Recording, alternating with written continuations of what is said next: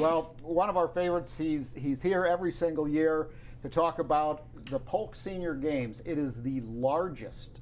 I know it's the largest in the state. I may get corrected because Professor Hopkins, Duane Hopkins over here, is here to talk about the Polk Senior Games, but this is a massive event. It takes place all across Polk County, and we are excited to have the games, welcome the games, and have you too. Well, thank you for inviting me. I'm happy to be here as always. This is the 31st year that we've done this, and we're looking forward to another great year. Well, it's February 24th through the 9th, and you have some people in the community that really believe in what you do. Publix Charities, Homer and Annette Thompson legacy, and the Sykes family always there, and CPS investment advisors are here as well, or with you as well, and they certainly put their money where their mouth is. Good corporate sponsors, good corporate citizens. So we appreciate all that they do for you guys, but how many sports this year? Well, we have about 35 events, but we actually have about 100 different events when you break down all the different swimming events, all the different track events, the field events, 4 or 5 different shooting events, et cetera, et cetera. Everything almost from A to Z, because we start with archery, and the last one on that little card I gave you is walking. So we've got everything in between. And you only have to be 50 years old to participate. That's what's nice about it. Well, I got a couple of years to go, so I'm okay. And you don't have to be a Polk County resident, even though we call them the Polk Senior Games. We have Canadian visitors that come every year and they participate. People come from the East Coast of Florida. I've had people from Naples come. So it's been a very popular event for all these years. So it's really an open event. Absolutely. Okay, that's and of course that puts heads in beds, makes our cash registers ring. What are the hot new sports? Well, the hot new sport, of course, is pickleball. Okay. In the games as well as every place else.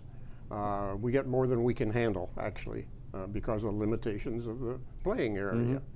But we're very happy to do that, and that's of course we get a lot of golf, the usual sporting events. Golf and tennis, and basketball, bowling, swimming, track and field, et cetera, et cetera.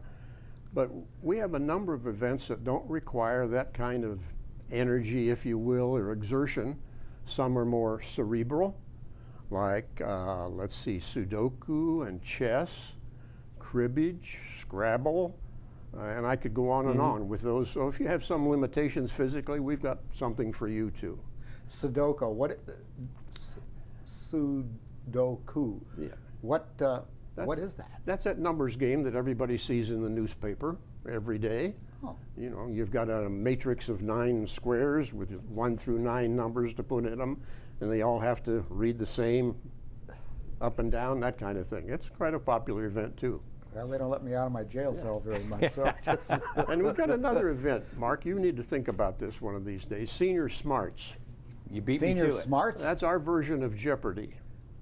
Really? And we there it is. And we compete in 5-year age groups, 50 to 54, 55 to 59, 85 to 89, or whatever.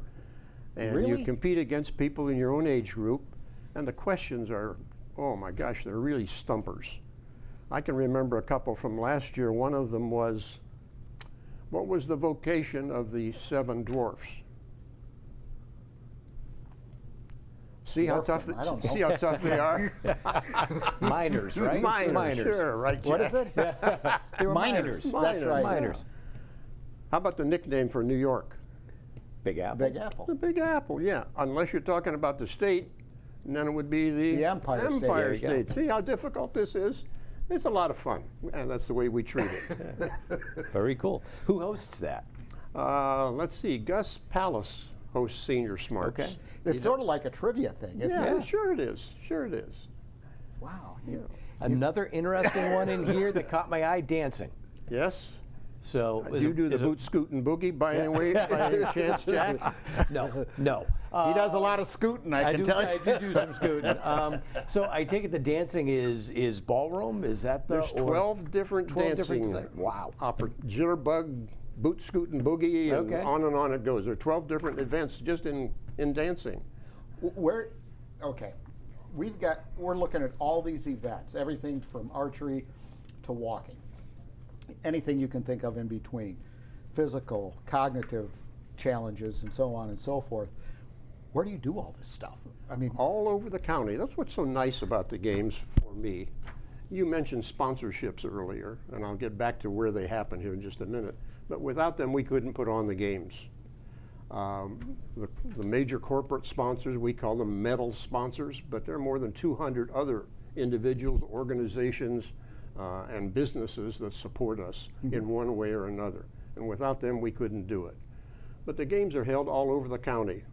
Several in Lakeland, but we're in Mulberry, we're in Winter Haven, we're in Bartow, we're in Auburndale, we're in Fort Meade, we're in Haines City, and I've forgotten a couple there, but all over. And it's a county-wide event, and it's supported county-wide. That's another thing I like about the games. Being the marketing guru that you are, and you were executive with Ford Corporation, if I remember correctly. No, that was someone else, but go ahead. Okay, anyway.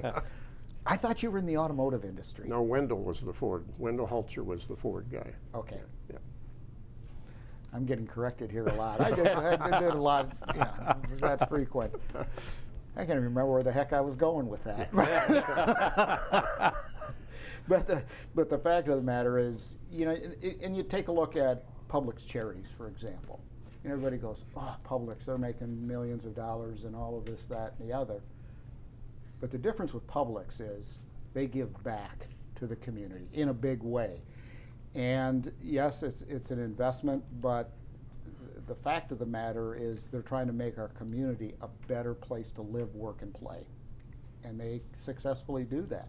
I mean, they could go out and take that money and spend it on yachts and do this and that. They don't.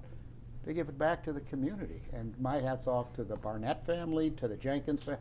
I mean, they're just great, great corporate citizens. Well, this is a giving community. Polk County is a giving community. You know that. I'm preaching to the choir here. But not just with sponsorships, but it takes over 600 volunteers to put on the games.